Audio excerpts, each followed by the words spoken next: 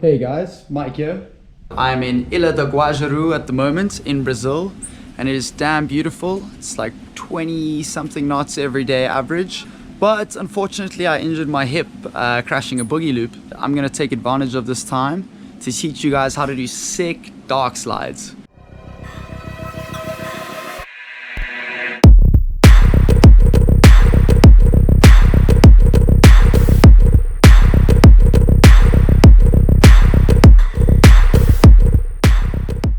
So the bright side of being injured is, at least I'm in this super beautiful place.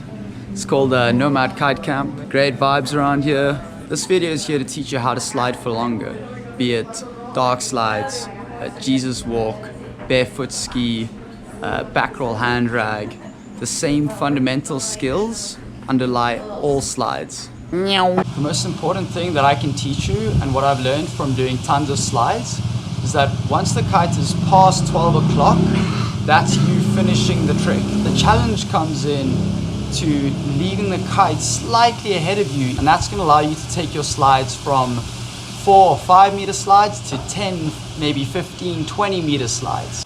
I'm watching a video of me doing a dark slide in Flores Lake in Oregon, and I'm going to take you through what I see here. Right, so I'm edging hard upwind with a lot of speed, and I'm pushing out a ton of spray, rolling onto my edge. You'll see when I enter the slide, the kite is still in front of me, and that's allowing me to slide for another 8 or 9, maybe 10 meters longer than I would otherwise have slid.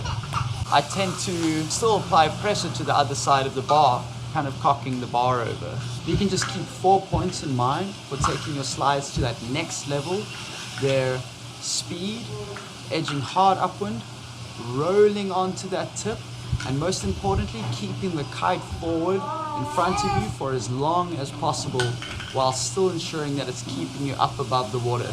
You want to be able to feel the sponginess. You want to be able to feel that there is potential for the kite to do some work and keep you afloat while you're performing the maneuver. Think about the moment when you fall onto the tip of your board as more of a roll rather than a pop. Longer lines are going to make longer slides easier in that they allow the kite to travel a larger distance over your head as opposed to short lines, which shorten that distance. They also make the exit loop less aggressive. Kites like the Core XR6 and other delta or bow-shaped kites are going to give you significantly more lift, wind range, and power control, and that's going to allow you to slide for longer. This is something that you can all practice at home. Set up a stool or something to support you, ideally hanging your harness if you have a hook somewhere. Straighten that back leg and bend the front leg. Something like this. If someone had just told me this when I was trying to learn to dark slide, I wouldn't have been trying to slide on this side or this side. I didn't have a fucking clue. So you're looking for this angle, not this angle. But you want it to be nice and flat and just on that tail edge. So you'll see on my board over here, from sliding on the sand, I've managed to wear through it a little bit, which is quite a shame because it's such a beautiful board, but beach slides are so fucking cool. So you want to apply a good firm amount of pressure to this point, but you don't want other parts of the board to hit the water or you're going to get drag and you'll slow down or crash. It's also giving you some support and allowing you to control the distance you have between you and the water. So I'm here with Wouter, sliding for, say, how many meters? 4 or 5 meters maybe. We're looking to take people who are sliding 3, 4, 5 meters up to those 10, 20, 20 meter slides. Some more.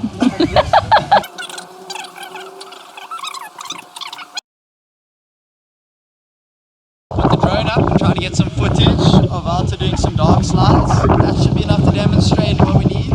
We're now doing some drone video analysis. So this is really cool for a dark slide because you can see everything that's going on. This carve upwind is totally killing off all the speed, and how far you slide is going to be determined by how fast you've gone into that slide. Oh, I see, yeah. Whoa!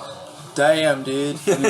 As we can see, going really fast forward, but because the kite's already behind him, he's now got to finish the maneuver. So he pulls that loop, and he's still got tons of forward speed. He gets dragged very far from, look at that. Theoretically, I could have doubled the slide, I would say. Right, exactly. So what could you have done to have extended Probably that slide? keep the kite forward, like as soon as you start falling over, maybe pull your front hand a bit to keep it there until you really lose speed and power, and then you end the maneuver. Right. And now was really powered, but the kite was already past 12, so I already had to cancel. Absolutely. So I think here when it was getting dark, I was getting a little bit underpowered. And I'm struggling to go very far upwind with a lot of speed. So I see here that I'm actually, when I try to roll over my edge, I directly fall into the water, probably because I don't have enough lift. You want to be really powered on Darkslides. It's very helpful footage, this drone. It's going to help me. I'm looking forward to smash some really good Darkslides. So these tips that I share about Darkslides are universal to all slides. Be it a backroll hand drag, a Jesus walk, barefoot ski, they're following the same pattern.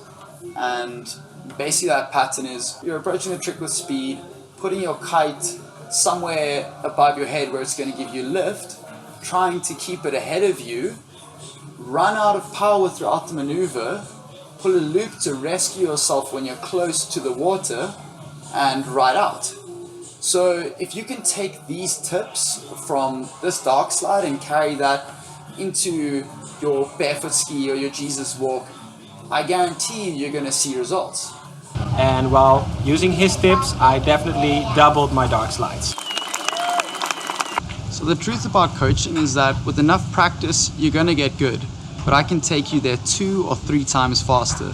So if you want to take your kiting to that next level, then come to me for some private coaching or some clinics. I'm going to be hosting 5 clinics this season in Cape Town, and you can sign up by heading over to my website, gethigherwithmike.com, and you'll find the link down below. If you found this video helpful and you want to see more how-to videos, be sure to subscribe somewhere over here. My next video is going to be on mastering the down loop, which is the key to big air. If you're thinking about road tripping or traveling the US, be sure to check out this video about how I bought my van and how it actually helped me save money. If you've got any questions, let me know in the comments below. And a shout out to the writer of the episode, going to Alice Ruggiu, must be Ruggiu. She's Italian. If you've got any questions for me, let me know in the comments and I'll be sure to respond to you.